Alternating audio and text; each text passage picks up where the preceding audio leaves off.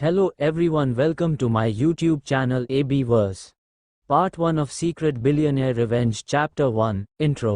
Jaipur TMU Jaipur का सबसे प्रसिद्ध और महंगा विश्वविद्यालय है, जहां ज़्यादातर आमिर और व्यापारिक परिवारों के बच्चे पढ़ते हैं।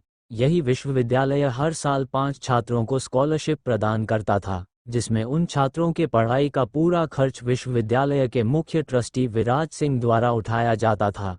उनमें से एक छात्र अभय था, जो पूरे विश्वविद्यालय में प्रसिद्ध था, क्योंकि वह हर साल टॉप करता था। अभय अपनी लेक्चर के बाद घर जा रहा था, तभी उसके रास्ते में 4 स्पोर्ट्स कार आकर रुकी। उनमें से 4 लड़के और 2 लड़कियां उतरी, जो इस एलीट गैंग के सदस्य थे, और सभी विश्वविद्यालय में इन्हें जानते थे, क्योंकि इस गैंग के सदस्य विश्वविद्यालय के सबसे अमीर परिवारों से आते थे, जिन्हें सभी जानते थे। ये लोग हमेशा अभय को परेशान करते थे। जब वे अभय के पास आए, तो एक लड़की ने कहा, क्यों बे फटीचर, तुमने हमारा साथ नहीं देने की हिम्मत कैसे की? वह लड़की रोशनी मेहरा थी।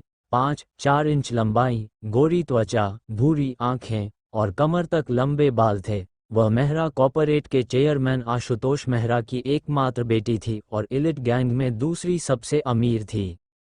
तुम्हारा काम तुम खुद कर लो, मुझे कोई दिक्कत नहीं है, अभय ने बिना किसी भावना के जवाब दिया। उसकी बात सुनकर सुमित ने उसका कॉलर पकड़ लिया और गुस्से में बोला, क्यों बे, तुमने हमें मना कर दिया, तेरी इतनी हिम्मत, लगता है तू अपनी औकात भूल गया है। अभय ने सुमित की इस हरकत पर कोई प्रतिक्रिया नहीं दी और उससे बोला, कॉलर छोड़ दो, वरना हाथ तोड़ दूंगा। अभय का चेहरा अभी भी सामान्य था, पर उसके अंदर से गुस्सा आ रहा था। अभय कभी भी अपने भावनाओं को चेहरे पर प्रकट नहीं करने देता था। उसकी इस हरकत के बाद सुमित का चेहरा गुस्से से लाल हो गया और वो दांत पिसता हुआ बोला, तेरी इतनी हिम्मत, अब देख मैं क्या करता हूँ। तेरे पूरे परिवार से भीख मांगवाऊंगा, तो मेरा नाम भी सुमित सिंह नहीं है। जैसे ही उसने ये कहा, अभय ने उसका हाथ पकड़ा और मोड़ दिया, जिससे सुमित को दर्द हुआ। इसके बाद अभय ने उसे धक्का दिया और आगे बढ़ गया। जब उसने ये देखा कि सुमित दर्द से कराहने लगा, तो वह बाकी 3 लड़कों की ओर बढ़ गया, उन्हें धो डाला और चारों जगह जमीन पर पड़े रहे। अभय ने उन्हें देखते हुए बिना देखे ही वहां से निकल गया। अभय यूनिवर्सिटी से बाहर आ गया था, तभी उसका फोन बजा। उसने नाम देखा, जिसमें माँ फ्लैश हो रहा था। उसने कॉल पिक की। प्रणाम माँ, अभय ने कहा। जुग जुग जियो, और बताओ कैसे हो आप, और पढ़ाई तो ठीक चल रही है ना? सामने वाले ने कहा। हम ठीक हैं माँ, और पढ़ाई भी मस्त चल रही है। आप बताइए, आप कैसे हैं और डैड कैसे हैं? अभय ने सवाल किया। हम ठीक हैं बेटा, और आपके डैड भी ठीक हैं। वे लंदन गए हैं मीटिंग के लिए। और बताओ, आपको कोई गर्लफ्रेंड मिली या नहीं?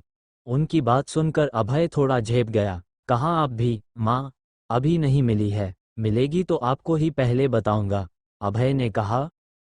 अच्छा ठीक है, वो सब छोड़ दो, आप वापस दिल्ली कब आ रहे हैं? 10 साल हो गए हैं आपको देखने, हमारी तो आंखें तरस गई हैं आपको देखने के लिए, अभय की माँ ने कहा और कॉल काट दिया। अभय वहीं चलते हुए अपने रूम में गया, जो उसने किराए पर लिया था, यूनिवर्सिटी से 1 किलोमीटर पर। इस बीच सिटी हॉस्पिटल में सुमित और उसके सारे दोस्त बेड पर लेटे थे। सुमित के दाहिने हाथ में बैंडेज थी, क्योंकि उसका हाथ फ्रैक्चर हो गया था, और बाकी तीनों को छोटी मोटी चोटें आई थी। इस खबर को पूरी फैमिली को मिल चुकी थी, और सभी वहां थे। एक औरत जो रो रही थी, सुहाना सिंह, सुमित की माँ और सिंह परिवार की सबसे बड़ी बहू।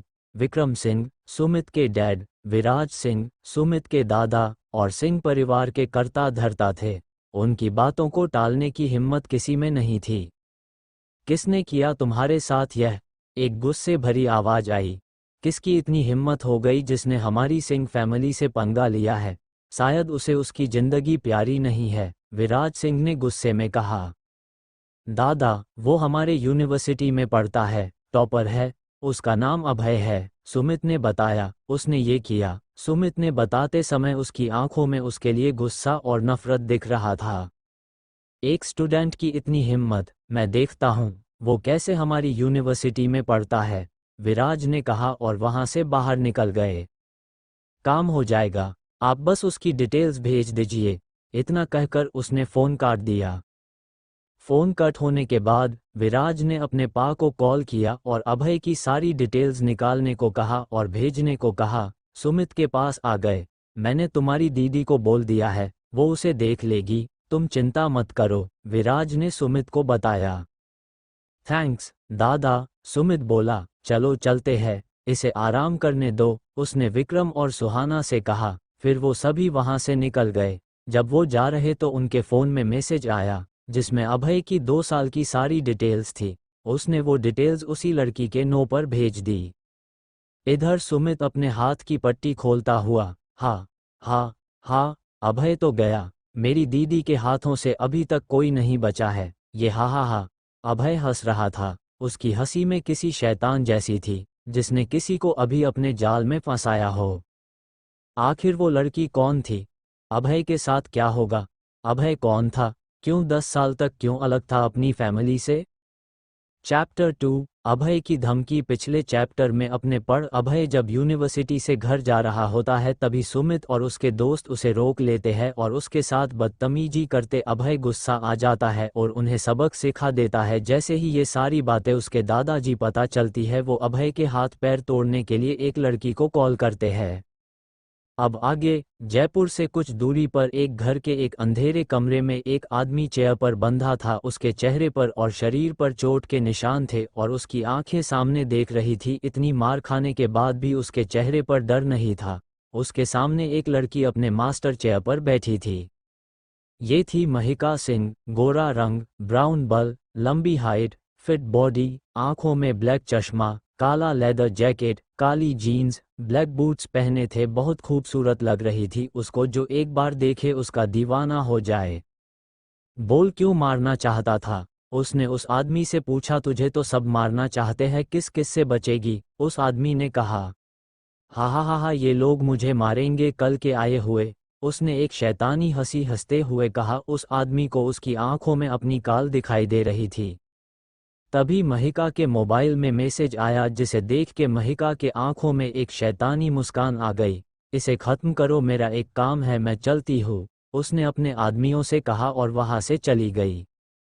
वो बाहर आई तो लगभग 10 बॉडीगार्ड बाहर थे। ब्लैक शर्ट, ब्लैक पेंट, आंखों में काला चश्मा पहने खड़े थे। सभी वेल ट्रेंड थे। चला, कार रेडी करो, कहीं जाना है, उसने एक बॉडीगार्ड से कहा। तभी वहां एक रोल्स रॉयल और 2 रेंज रोवर कार आके रुकी। ड्राइवर ने रोल्स रॉयल का गेट खोला और महिका उसमें जाके बैठ गई। बाकी बॉडीगार्ड रेंज रोवर में बैठ गए। उसने एड्रेस बताया, ड्राइवर ने कार स्टार्ट कर दिया। अभय अपने कमरे में बैठ के पढ़ाई कर रहा था।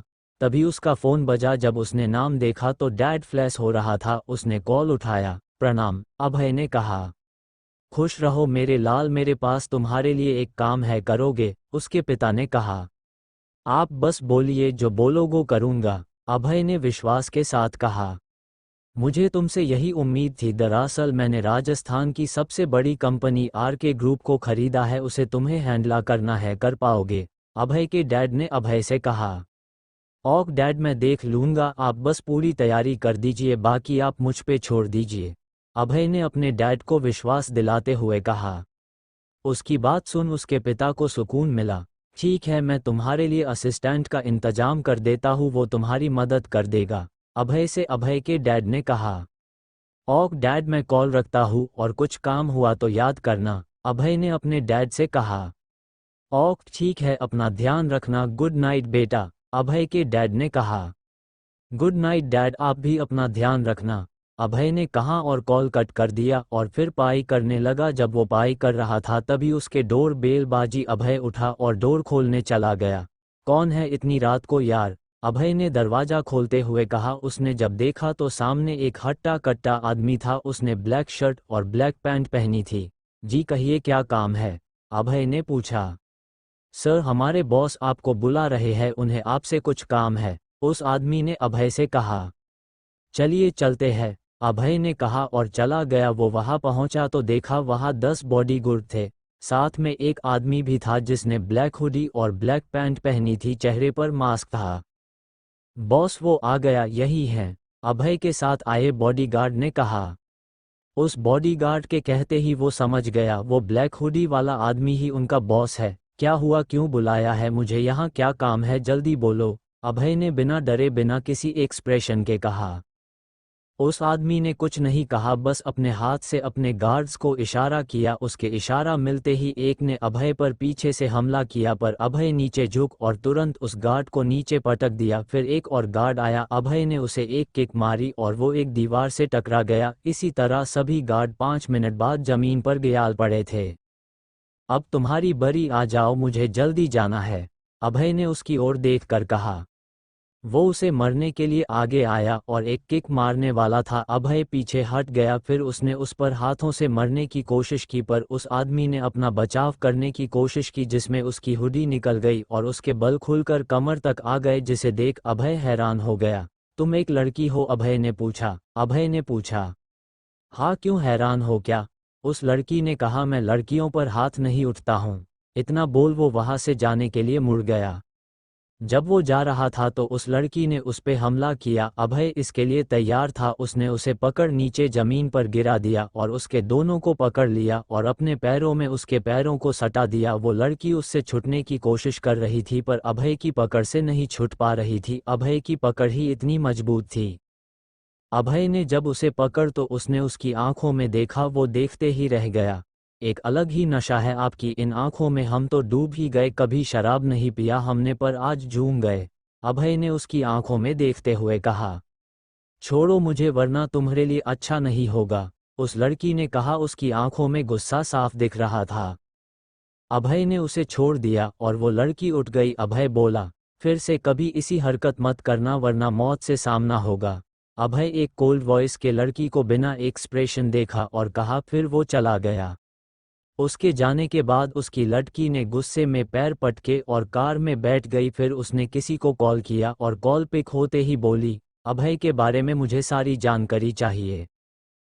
ठीक है बॉस, काम हो जाएगा, सामने वाले ने कहा। फिर उस लड़की ने कॉल कट कर दिया और मन में बोली, अब तू गया अभय, तुझे पता नहीं तूने किससे पंगा लिया है। ये बोल उसके चेहरे पर एक डेविल स्माइल आ गई।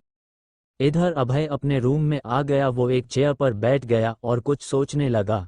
कौन थी वो लड़की, मुझे क्यों मरना चाहती थी, उसकी आंखों में इतनी नफरत क्यों, किसके लिए, अभय सोच रहा था। आखिर कौन थी वो लड़की और क्यों मारना चाहती थी अभय को मरना। अभय क्या करने वाला है आगे, किससे नफरत करती थी और क्यों वो लड़की। चैप्टर 3 अभय की छानबीन। पिछले चैप्टर ने पढ़ा कि अभय पर एक लड़की और उसके आदमी ने हमला किया, फिर अभय उन्हें लड़कर अपने घर चला जाता है। वो लड़की गुस्से अपनी कार में बैठ जाती है और किसी को कॉल कर अभय की सारी डिटेल्स निकालने को कहती है। अब आगे वो लड़की फिर अपना मास्क निकल देती है और ड्राइवर से कहती है सिंह मैंशन। ये थी महिका। ड्राइवर कार स्टार्ट कर सिंह मैंशन की और चल देता है। महिका अभी भी अभय के बारे में सोच रही थी। बहुत इंटरेस्टिंग आदमी हो, पहली बार मैंने किसी के चेहरे पर इतना होने के बाद भी एक भी एक्सप्रेशन नहीं देखा, नहीं आंखों में एक पल के लिए खौफ। तुम्हारे साथ खेलने में मजा आएगा, महिका मन में सोच रही थी। कुछ देर बाद गाड़ी एक बंगले के पास रुक। गेट पर सिंह मैंशन लिखा था। गाड़ी को देखा कर एक गार्ड ने गेट खोला, कार अंदर गई। वहां चारों तरफ बहुत से गार्ड थे। वहां एक सुंदर गार्डन था जहां बेंच और झूले थे। मैंशन ब्लू कॉलर था, देखने में शानदार था, किसी महल के जैसा। महिका अंदर गई। काम हुआ। एक कोल्ड आवाज आई जिसे सुन महिका उस तरफ मुड़ी तो वहां उसके दादाजी सोफे पर बैठे थे। नहीं दादाजी, वो बच गया, महिका ने निराशा भरी आवाज में कहा। या फिर तुमने उसे जाने दिया, एक लड़की की आवाज आया। वो सीढ़ी से उतार कर नीचे आ रही थी। उसकी आवाज से पता चल रहा था वो महिका को पसंद नहीं करती। मैं ऐसा क्यों करूंगी अनिता, ऐसा करने की क्या वजह है मेरे पास, महिका ने शांति के साथ उस लड़की से कहा।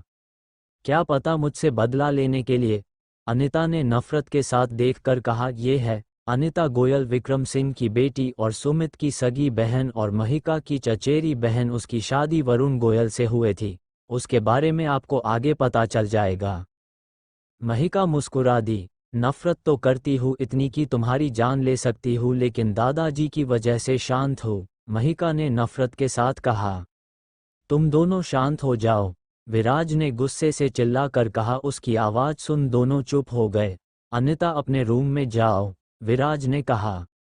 पर दादाजी, आई सेड गो, दादाजी ने उसकी बात बीच में कटते हुए कहा, जिससे चिढ़कर अनिता पैर पटकते हुए चली गई।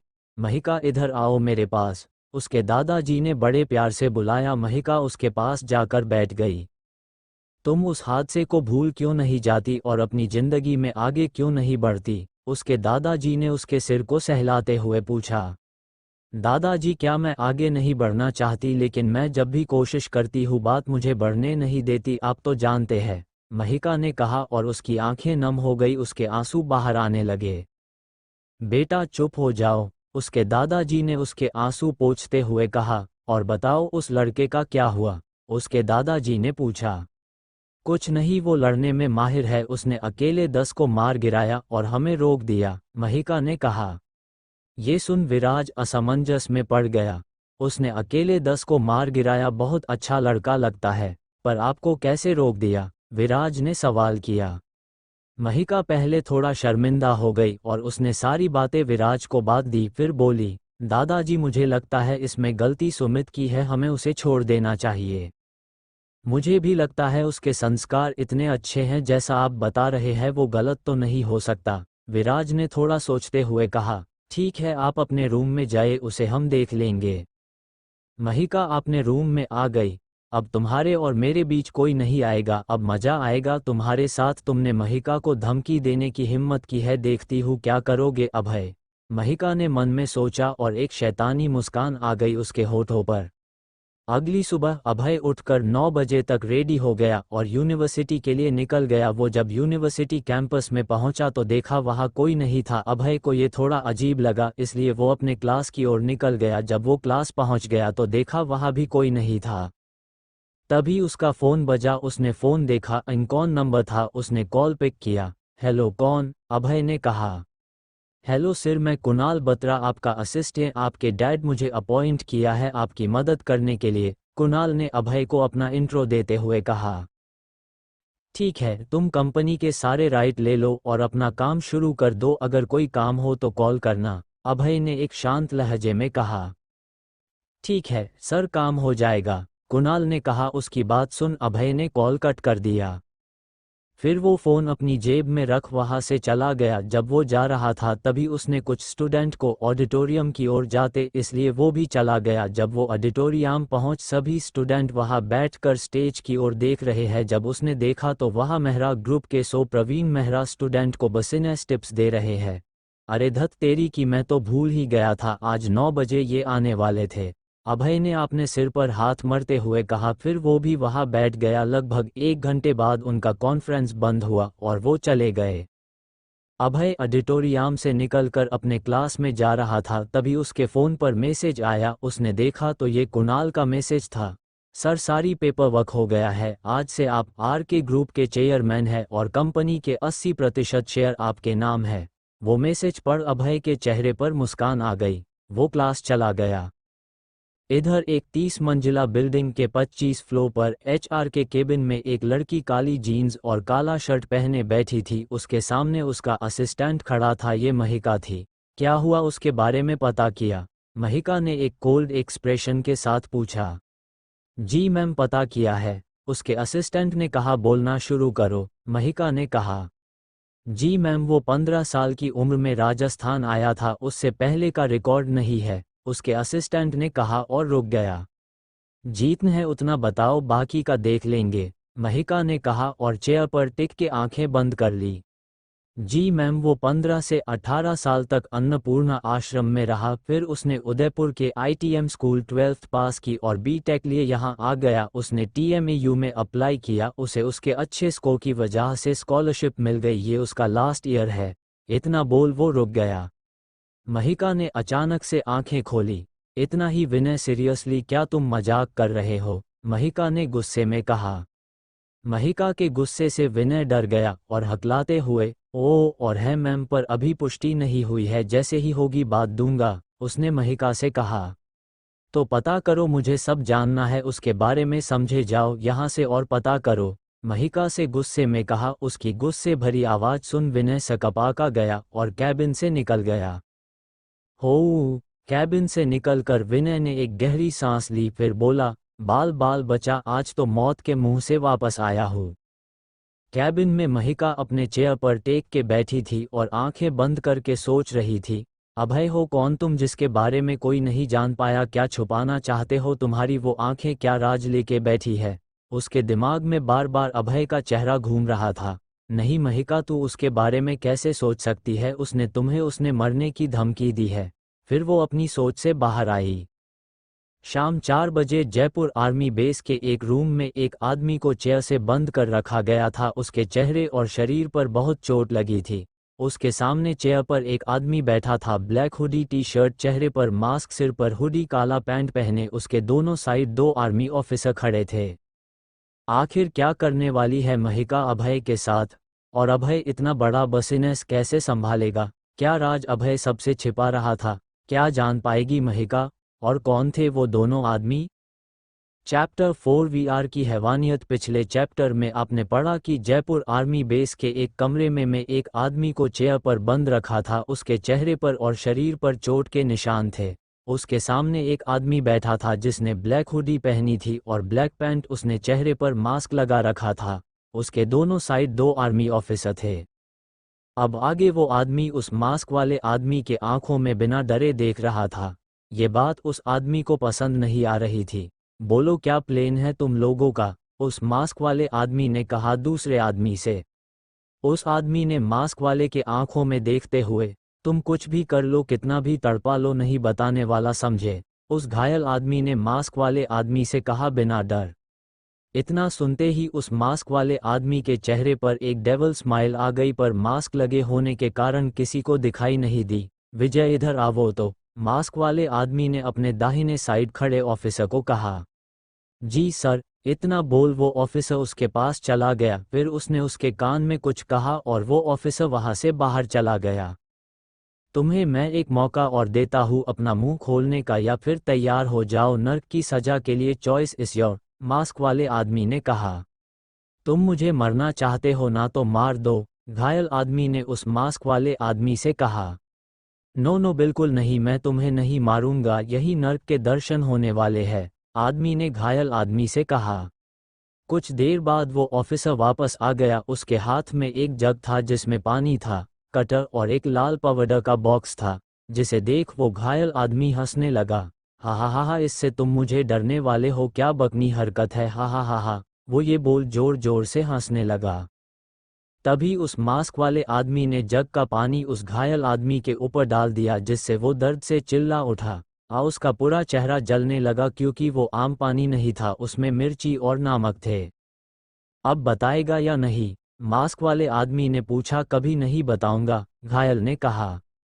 तो उस मास्क वाले आदमी ने उसका एक हाथ खोल पकड़ लिया अपने बाएं हाथ से और दाएं हाथ में कटर उठा लिया और उस आदमी की एक उंगली काट दी, जिससे उसकी चीख पूरे कमरे में गूंज उठी। ठीक है बताता हूँ, सब बताता हूँ, उसने दर्द में कहा।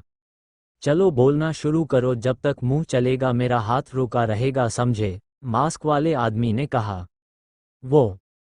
वो हम लोगों का प्लेन 2 महीने बाद TMEU में लोगों को और पूरे सिंह फैमिली को यूनिवर्सिटी के 50th एनिवर्सरी के फंक्शन पर यूनिवर्सिटी को अपने हाथ में लेकर सरकार से आपने काम कराने हैं, और इस काम में शकीब भी होगा। क्या बात है, उसी का तो इंतजार था। चूहा बिल से निकालने वाला है, तुम दोनों फील्ड मार्शल को खबर कर दो। इतना बोल वो वहां से उठा और जाने लगा। सर इसका क्या करना है? विजय ने पूछा। खत्म कर दो और बोलना VR का ऑर्डर था, इतना बोल वो चला गया। आर्मी बेस से बाहर आके उसने किसी को कॉल किया। कॉल कनेक्ट होते ही काम हुआ। उसने मुंह खोला, सामने वाले ने एक कोल्ड वॉइस में कहा, काल, काम हो गया है, पर काल तुम्हारा अगला प्लेन क्या है? VR ने पूछा। वो तुम्हारे खबर पर निर्भर करता है, बोलो क्या कहा उसने? काल ने पूछा। तो VR ने सारी बात बता दी उसे। ठीक है मैं देख लूंगा, अब तुम अपने मिशन पर ध्यान दो। तुम्हें पता है ना तुम जयपुर में क्यों हो? काल ने VR से कहा। यस सर मुझे पता है, आप चिंता मत कीजिए, बेफिक्र हो जाइए, VR ने कहा। उसके इतना कहते ही सामने से कॉल कट हो गया। रात 9 बजे अभय अपने घर में सो रहा था, तभी उसके घर की बेल बाजी। अभय उठकर बैठ गया। कौन पागल मुझे सोने नहीं दे रहा है? ये बोल वो बेड से उठ गया और दरवाज़ा खोलने गया। उसने जैसे ही दरवाज़ा खोला तो देखकर शॉक्ड हो गया। कल वाला ही बॉडीगार्ड था पर आज उसके सर पर पट्टी और हाथों में भी पट्टी बंधी थी। आज क्या हुआ, फिर से लड़ने का मन है? चलो, अभय ने झल्लाते हुए कहा। नहीं नहीं, मैं यहाँ लड़ने नहीं आया हूँ, उस बॉडीगार्ड ने घबरा कर तुरंत कहा, क्योंकि वो अभय की फाइटिंग स्किल बहुत अच्छी थी। तो यहाँ क्यों आए हो तुम? अभय ने शांति से पूछा। वो हमारी मैम आपसे कुछ बात करना चाहती है और उसने आपको लेने के लिए कार भेजी है। वो आपका ब्लू लाइट क्लब में वेट कर रही है, उस बॉडीगार्ड ने तुरंत कहा और बहुत जल्दी जल्दी बोल दिया। उसकी बात सुन अभय कुछ देर के लिए सोच में पड़ गया। ऐसी क्या बात है जो वो मुझसे मिलना चाहती है? देखना पड़ेगा क्या चल रहा है उसके दिमाग में। फिर वो अपनी सोच बाहर आया। चलो चलते हैं। फिर वो घर लॉक कर वहां से बॉडीगार्ड के पीछे चला गया। फिर दोनों कार में बैठ गए और ड्राइवर ने कार स्टार्ट कर दिया। एक खूबसूरत लड़की ब्लू ऑफिस ड्रेस पहने ब्लू लाइट क्लब के प्राइवेट रूम में बैठी थी। उसने अपने चेहरे पर मास्क लगा रखा था। ये महिका थी। उसके सामने उसका असिस्टेंट खड़ा था और अभय की डिटेल्स दे रहा था। मैम, वो होटल मूनलाइट में पार्ट टाइम वेटर का काम करता है। आज तक उसकी एक भी गर्लफ्रेंड नहीं बनी। उसे लोगों से दूर रहना पसंद है, खासकर लड़कियों से। वो लोगों की मदद करता है। हो गया मैम, इतना ही पता चला, बाकी पहले ही बता चुका हूँ, उसके असिस्टेंट ने कहा। मनीष, मेरा एक काम करो। महिका ने इतना बोल उसे अपने पास बुलाया और उसके कान में कुछ कहा। जी मैम, काम हो जाएगा, आप चिंता मत कीजिए, मनीष ने कहा और वहां से चला गया। उसके जाने के बाद महिका के होठों पर मुस्कान आ गई, पर मास्क की वजह से नहीं दिखी। अब कहाँ बच के जाओगे बच्चे, मुझे धमकी दी थी ना? हा हा हा हा, उसने मन में सोचा और हंसने लगी। कुछ समय बाद अभय की कार ड्राइवर ने एक क्लब पे रोक दिया। वह बड़े अक्षरों में लिखा हुआ था जो लाइट के कारण चमक रहा था। अभय और बॉडीगार्ड दोनों कार से उतरे और अंदर चले गए। अभय पूरे क्लब को देख रहा था। एक बार था कलरफुल लाइट और म्यूजिक में लोग डांस कर रहे थे। कुछ लोग टेबल में बैठ के ड्रिंक कर रहे थे। बॉडीगार्ड अभय को सीधे महिका के रूम में ले गया। अभय जब रूम में पहुंच तो बॉडीगार्ड ने उसे अंदर जाने का इशारा किया और अभय के जाने के बाद दरवाजा बंद कर दिया। अभय ने जब कमरे में देखा तो वहां सोफे पर एक लड़की ब्लू शर्ट ब्लैक पैंट और चेहरे पर मास्क, बाल कमर तक लहरा रहा था। उसने अपने एक पैर के ऊपर अपना दूसरा पर किया था। उसने शर्ट इनकर ब्लैक बेल्ट पहन रखा था। अभय तो उसे देखता रह गया, वो हैरान था। उस आउटफिट में वो बहुत ही ज्यादा खूबसूरत लग रही थी। अभय एक टक उसे ही देखा रहा था। बैठ जाओ यहाँ, इतना मत घुरो, जान ले लूंगी। उसकी आवाज सुन अभय होश में आया और उसके बाजू में जाके बैठ गया। जान तो तुम पहली बार में ही ले गई हो, अब तो ये चलती फिरती डेड बॉडी है, अभय ने फ्लिटी अंदाज में कहा। अच्छा जी, तो इस डेड बॉडी को दफन कर दूं क्या? महिका ने अभय से कहा। जैसी आपकी इच्छा, अब तो ये आपका हो गया है। जब से आपकी ये नशीली आंखें हमसे टकरा गई है, हम उसी वक्त से आपके हो गए हैं, अभय ने फिर फ्लिट करते हुए कहा। अच्छा जी, ऐसा है? महिका अब चिढ़ गई थी। उसने मन में सोचा, किसने कहा ये लड़कियों से दूर रहता है? चिपक तो ऐसे रहा है जैसे लड़कियों से फ्लर्ट तो इसने माँ के पेट से सीखा हो। तो बुलाया क्यों है तुमने यहाँ? अभय ने पूछा, जिससे महिका होश में आया। उसने अभय की तरफ देखा तो वो हैरान हो गई। उसके चेहरा एक्सप्रेशन लेस था। ये वो हैरत में पड़ गई। एक सेकंड में सारे एक्सप्रेशन गायब। क्या आदमी है, महिका ने सोचा। बोलो कुछ या फिर मैं जाऊं, अभय ने स्ट्रिक्ट आवाज में कहा। तो महिका एक पल के लिए डर गई। मैं तुम्हें एक चैलेंज देना चाहती हूँ, महिका ने कहा। क्या चैलेंज लगाना चाहती हो और क्यों? अभय थोड़ा क्यूरियस होते हुए पूछा। अगर तुम ये शर्त जीत गए तो मैं तुम्हें कभी परेशान नहीं करूंगी, और मैं जीती तो मैं जो कहूँ करना पड़ेगा, मंजूर है? इतना बोल महिका ने अभय की तरफ हाथ बढ़ा दिया और उसके चेहरे के भाव देखने लगी, पर अब भी अभय के चेहरे पर कोई भाव नहीं थे। ठीक है, पर चैलेंज क्या है मेरे लिए? अभय ने पूछा। कार रेसिंग, वो भी कल। जगह मैं तय करूंगी, कल तैयार रहना, मैं लेने के लिए कर भेज दूंगी, महिका ने कहा। वो तो ठीक है, पर मैं तुम्हारा चेहरा देखना चाहता हूँ, अभय ने कहा। वो कल तुम्हें खुद पहचानना पड़ेगा, देखते हैं पहचान पाओगे या नहीं, महिका ने अभय की ओर देखकर आंख मार दी। देखते हैं कल क्या होता है। अब मैं जा सकता हूँ क्या? अभय ने बिना किसी एक्सप्रेशन के शांति से पूछा। ठीक है, मुकेश तुम्हें छोड़ देगा, महिका ने कहा। उसके बाद अभय वहां से निकल गया। जब वो निकला तो उसके चेहरे पर एक मुस्कान थी। फिर मुकेश के साथ वो चला गया। मुकेश उस बॉडीगार्ड का नाम था। उनके जाने के बाद महिका मन में बोली, अभय तुम तो फंस गए मेरी जाल में, अब कैसे बचोगे? आखिर कौन थे वीआर और काल? महिका का क्या प्लान था? शकीब कौन था? अभय क्या करेगा? चैप्टर 5 वसीयत। पिछले चैप्टर में अपने पढ़ा कि वीआर एक आदमी को टॉर्चर करता है जिससे वो आदमी अपने साथियों के प्लेन के बारे में बात देता है। उसके बाद वीआर ये खबर फील्ड मार्शल को देने के लिए बोलता है और खुद ये खबर अपने बॉस काल को देता है। इधर महिका अभय को ब्लू लाइट क्लब में बुलाकर उसे चैलेंज देती है कार रेसिंग की, और शर्त ये होती है कि अगर महिका हारी तो अभय को परेशान नहीं करेगी, और अभय हार जाता है तो उसे महिका की बात माननी होगी। अभय चैलेंज के लिए हामी भरकर चला जाता है। अब आगे मुकेश अभय को उसके घर तक ड्रॉप करता है। अभय कार से उतरकर अपने घर एक सीधे अपने कमरे में चला जाता है और बेड पर लेट जाता है। क्या करना चाहती हो तुम? क्या इरादे हैं तुम्हारे? जानना पड़ेगा। चलो लाइफ में पहली बार हार का स्वाद चखा जाए, पता तो चले चाहती क्या हो, अभय ने खुद से कहा और उसके चेहरे पर एक डेविल स्माइल आ गई। Jaipur army headquarter. एक आदमी जिसे बाल सफ़ेद थे, मुझे भी चेहरे पर एक रुतबा था, आर्मी यूनिफॉर्म में अपने कैबिन में बैठे कुछ फाइल पढ़ रहा था। उसकी उम्र लगभग 50 साल होगी। ये है फील्ड मार्शल सुधांशु राठौर। तभी उनके कैबिन का दरवाजा नॉक हुआ। कम इन, सुधांशु बोला तो एक ऑफिसर अंदर आया।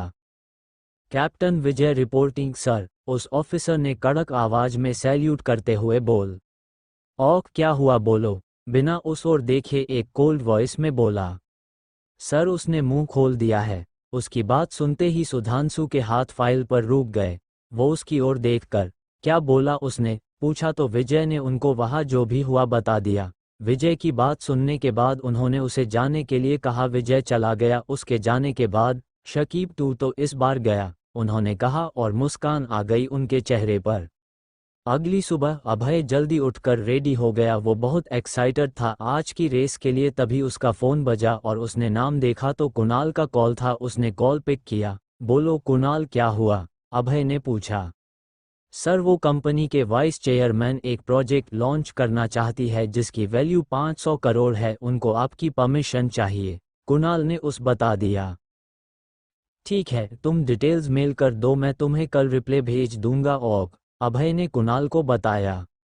ओक सर, मैं बात करके आपको डिटेल्स भेजता हूँ। सर आपके डैड ने आपके लिए एक प्रीमियम डेबिट कार्ड भेजा है हमारे बैंक का, आप कब लेने आएंगे, कुणाल ने अभय को पूछा। अभी तुम उसे अपने पास रखो, मुझे जब काम होगा मैं ले लूंगा, अभय ने कुणाल से कहा और कॉल कट कर दिया।